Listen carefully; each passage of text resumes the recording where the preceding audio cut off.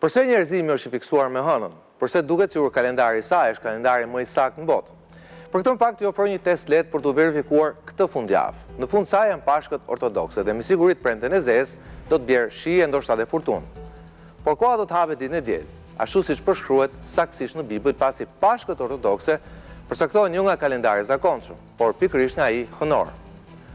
Hëna nuk është thjesht sateliti i tokës, loja e saj gravitacionale me planetin përcaktohen për shembull baticat dhe zbaticat, ndikon në aksin e tokës dhe me gjas edhe në ndarjen e stinëve.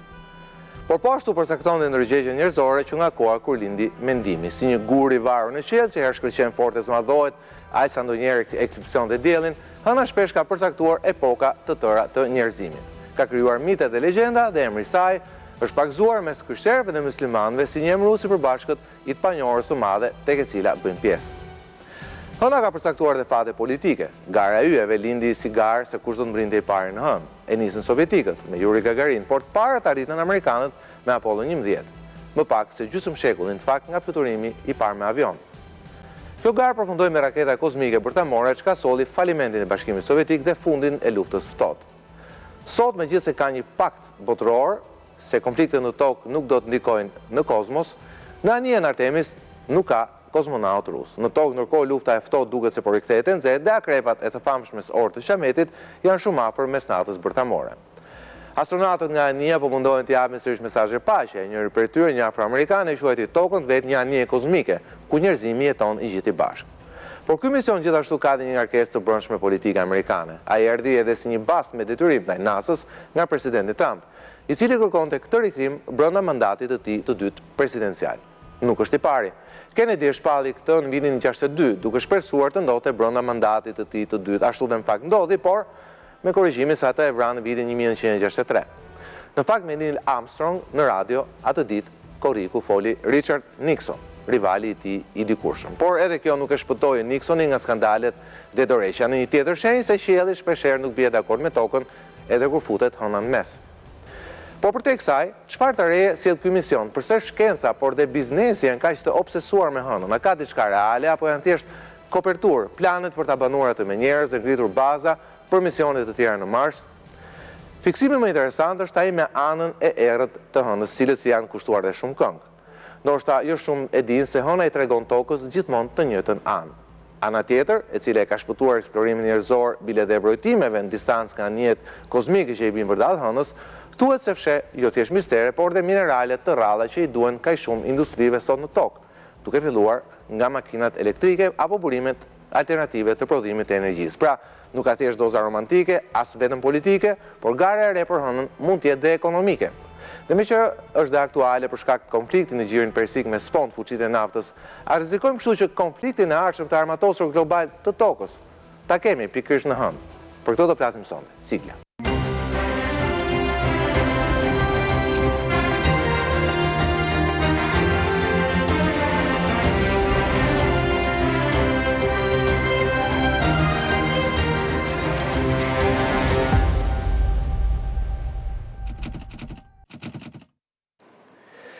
Mirëmbrëma dhe mirë se vini në Real Story. Është një hënë pas pashve, por është dhe një moment, do thoja, historik për shkak të misionit Artemis, i cili tashmë i është afruar hënës, duke thyer edhe një rekord, po do t'ju ja them pak minuta më vonë, duke thyer edhe një rekord vendosur që nga koha e Apollos 13. Po për të folur sot me mua për këtë temë super interesante, të paktën temë një fiksim edhe për brezin tim, kam ftuar Betim Çishëm, profesor i shkencave kompjuterike. Mirëmbrëma profesor, faleminderit që me mua sonte.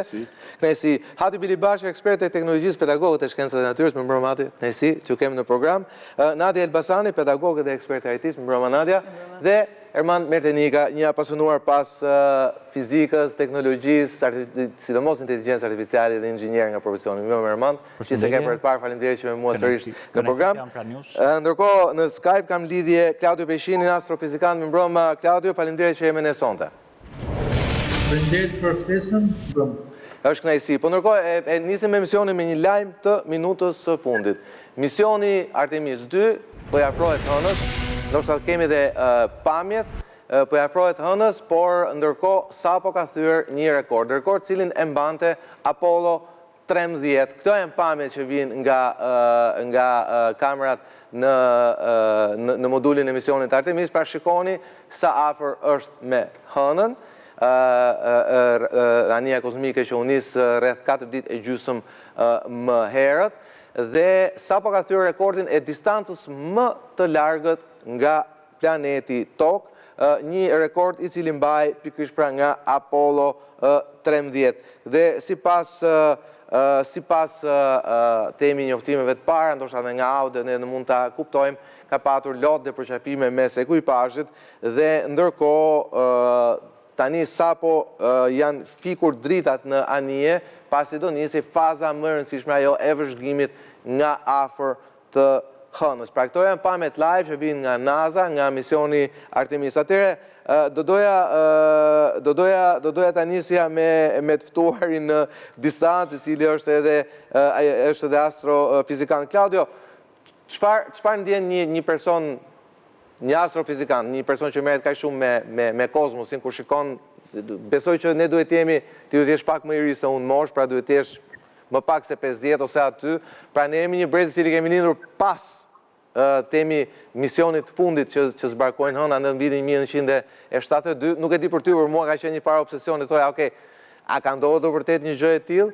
Po tani e shikojmë se sa afër jemi rikthimit në hënë. Pra, cila është ndjesia që ti ke edhe si pjesëtar i brezit tim, le të themi, por edhe për shkak profesionit tënd, nga këto pamje fenomenale që ne shikojmë live nga NASA? Në fakt ishte shumë bukur se këtë lidhje ta bënin nga hëna, por ja që jemi akoma në këtu. Është një emocion i jashtëzakonshëm, sepse pa diskutim është një nga arritjet më të mëdha të llojit njerëzit. Dhe sigurisht kemi arritur distancën më të madhe nga Toka, duke të kaluar misionin atë rekordin e dikurshëm. Sigurisht nuk e kemi realizuar arritjen më të madhe tonë historike, sepse ende ne nuk kemi zbritur në hënë. Për këtë duhet të presim edhe një mision tjetër, Artemis 3, që të realizojmë në fund atë situatën e shkëlqyer kur ne të zbresim në hënë. Po them ne, sepse do ishte bukur të përfshiheshim të gjithë në këtë gëzim, por do kenë fatin ata të cilët do të participesin vërtet në sipërfaqen hënore dhe do bëjnë pistë të tur hënor çizmet e tyre kozmike. Në fakt tani sapo njoftohemi, sepse ka nisur edhe ai temi vëzhgimi nga afër i anës së errët të hënës, por ndërkohë janë emëruar 2 krateret e para në hënë.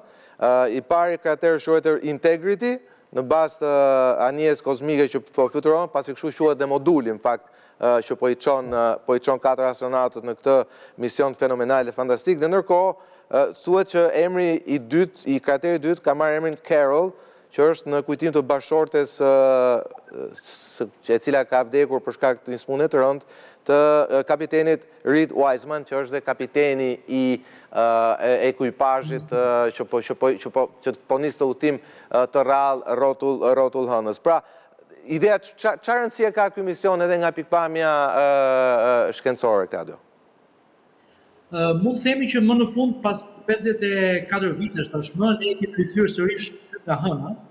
Sigurisht ky programi Artemis ka nisur shumë herët pa diskutim, por tashmë po realizojmë një udhtim historik dhe më në fund mund të themi që sërish është ende gjallë shpirti pre-eksploratori i njerëzve.